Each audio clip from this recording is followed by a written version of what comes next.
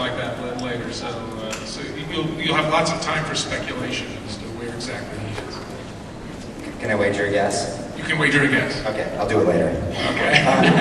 Vincent, of the episodes that we haven't seen yet, the ones that you've already done your work for, can you tell us about any special inventions coming up that we should be excited about?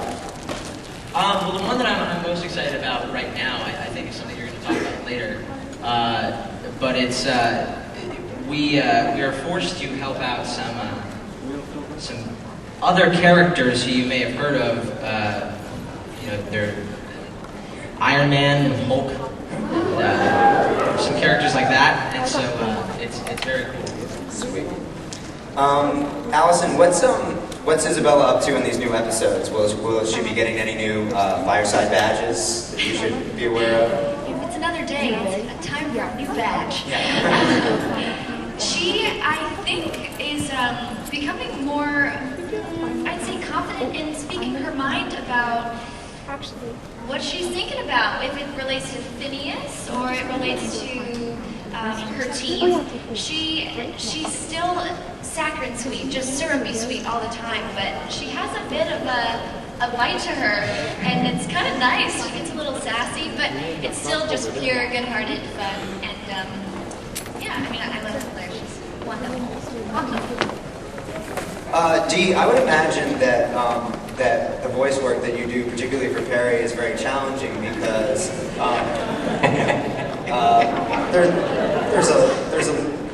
there's a limit to it. Have you got it? Is it hard? Is it fun? Is it easy? What's your process? It's so difficult that they recorded it once and reprinted in every show because it really takes it out of me to muster that sound.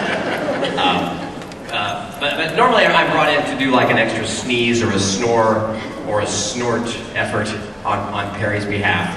But other than that, it's about the easiest, funnest little thing I've ever done in a show that so marvelously brings together science and music in their most inspirational and entertaining form into one show. It's really awesome to be a part of it. Now I understand that you do all the animals on the show. Is that accurate? I do a lot. Yeah, there's a lot of little things and big things and monsters. I was the big kind of cube-like fuzzy monster in the movie that we did, and The goose. the goose, and the giant metal dog. It's whatever they throw at me, I'll make a sound for it. Sometimes, usually it works. And if there are other animal agents, you would do the voices for them? Yeah. Sometimes there's a dog or a cat or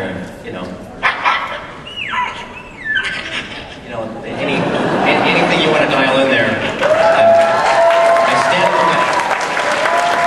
Do you mind if I issue a quick speed round animal sound challenge? Just throw off a couple things. Yeah, that sounds like fun. All right, here we go. Let's start with monkey. We'll start easy. Monkey.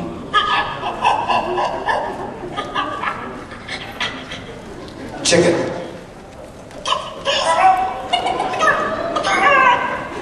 Angry chicken.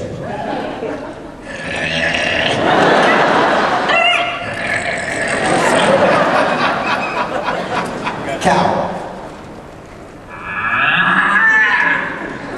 Sad cow.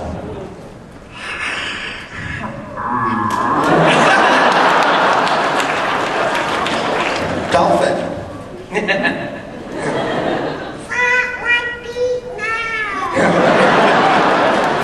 And finally, Did I get that call back? oh, I know that one. There's dolphin. And finally, lobster. Just to see what happens. All right. That's uncanny.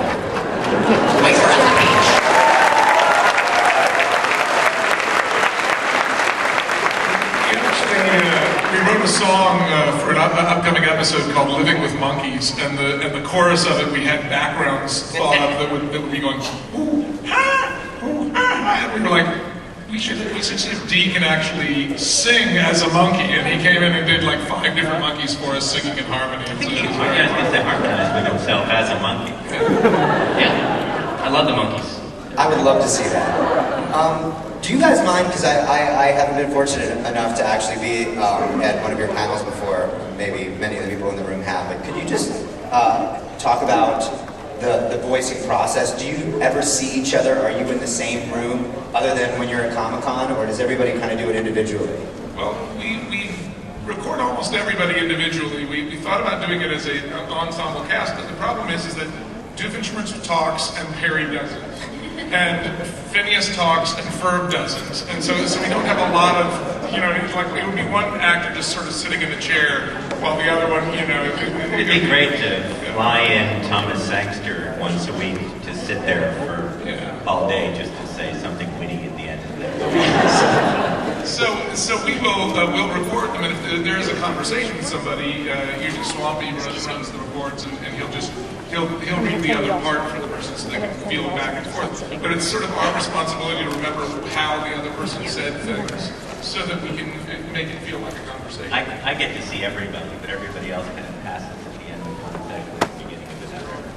Now, Vincent, you were telling me earlier that the gentleman who does Ferb, you've only met 2 times, actually. Thomas Sangster plays my stepbrother Ferb, as you all know. And we've been working on the show now almost 7 years. And I've met Thomas Sangster twice. I met him once when we were doing promotional work in London. And it's actually pretty ironic. You know the size difference between Phineas and Ferb? Yeah, that's real life. And then I went out to lunch with Thomas Sangster and Dan last summer, and I'm sure I'll see him again before 2020. And is he a chatty guy? Let's talk a lot. He's actually pretty shy. He's very Ferb-like. Yeah, he's very Ferb-like in real life. And he likes building old cars and motorcycles. So he's much more Ferbish than we originally thought he was. And Allison, how much time these episodes that we're now about to see for the latter part of season 3 and into season 4, have you already done most of your work for that? That's a great question. Have I done most of my work for that? We record the voices, the original voice, 10 months ahead of time. So you've done that part, but you still have some ADR to. Because we rewrite stuff, then you gotta go back and fix it. Yeah, it depends on the episode, but ADR sessions are really fun because you actually get to match the voice recording to picture, to the animation. So at first glance, we get a script with strictly writing, and as we laugh about, there's no stage direction in between, so a lot of times we have no idea what we're talking about. But then with animation, you get more of a fuller picture, obviously. And so I don't know how much more work I need to put into it, but I enjoy every minute of it. We're not letting you go yet. Please don't. Please. Please. Work is slow in LA. It's really slow. We record the voices before we're doing any of the any of the actual animation, and we put them into an animatic, sort of a storyboard, pencil test type thing, and we do a lot of rewriting in there, but we don't have the voice actors all available to us, so a lot of times stuff will come back fully animated, and it'll be, Isabella on screen, it'll be my voice going, "What you doing?" And, it's like when kids come in for a tour of the studio and I show them that stuff, it always sort of like makes their head spin a little bit to see my voice or Swampy's voice coming out of characters they're not supposed to be coming out of. Well, Doofenshmirtz invented an animaticinator, Ray, and made the entire show so much easier. So we mentioned earlier, one of the great things about Comic-Con and why you guys stand in these lines to come to panels like this is you will find out stuff before anybody else. Would you guys like to hear something cool? I think that Vincent actually sort of referred to this, but it is but it's my understanding that you guys have something special to announce, perhaps regarding a particular crossover with a certain comic book company. That's right. Next summer, we're doing an hour-long special where the Marvel characters come to Danville and get in a big adventure with Phineas and Ferb.